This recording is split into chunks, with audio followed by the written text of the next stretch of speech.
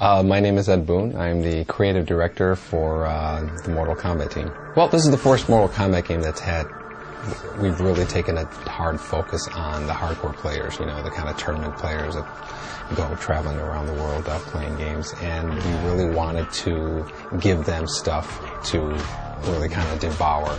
And in doing so, we've had to actually get some tournament players into our studio and, you know, have them just beat on the game and finding, like, you know, little one frame windows where they can, you know, pull off a special move where they shouldn't be able to, or, you know, opening opportunities for them to do it. And so it's getting those hardcore guys into the studio has been a big help in getting us, you know, to balance in the game for those guys.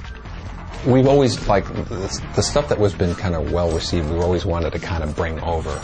And so, like in Mortal Kombat vs. DC, we had these enhanced super moves that were, like, triggered off by a little bit more complicated special move, but some players couldn't do them. You know, they were just a little bit difficult to perform. And then we also had like breakers from Mortal Kombat Deception, and so we have this meter that that lets us regulate it. So we make it a lot easier to do an enhanced move, but we don't let a player spam it, basically, so that the restriction is on the super meter. So you can use a few of them up and then use it all up, or you can save it, do the big kind of crazy X-ray move, or you can do kind of your standard breaker, which will take two little segments from it. So that meter is really our way of kind of balancing and keeping in control.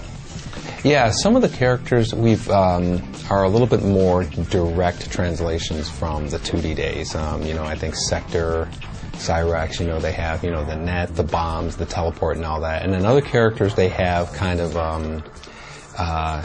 different spins on their moves. So, you know, Sonya's always had this kind of square wave move that's, you know, since the beginning of time.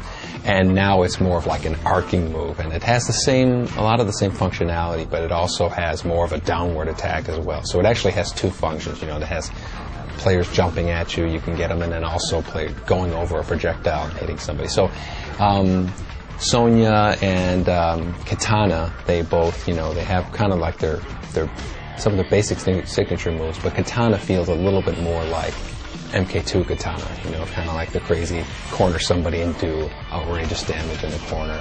So some players like Sonya, we want to be more hardcore a little bit, and Kitana is a little bit more accessible.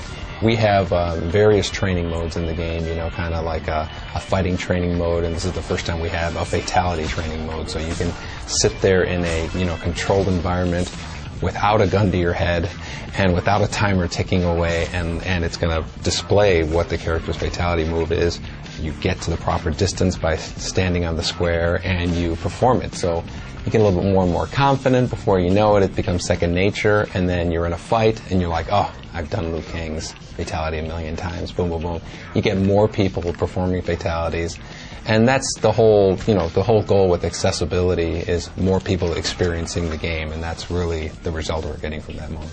When you finish the challenge tower, and the 300th challenge is ridiculous. I mean, and like I'll say it right off the bat, it's ridiculous how difficult it is.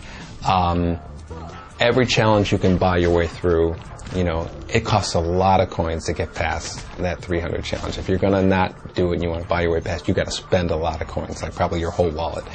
And but defeating it and getting your prize, if you see somebody online with this prize, you knew that they finished the challenge tower and they kick ass.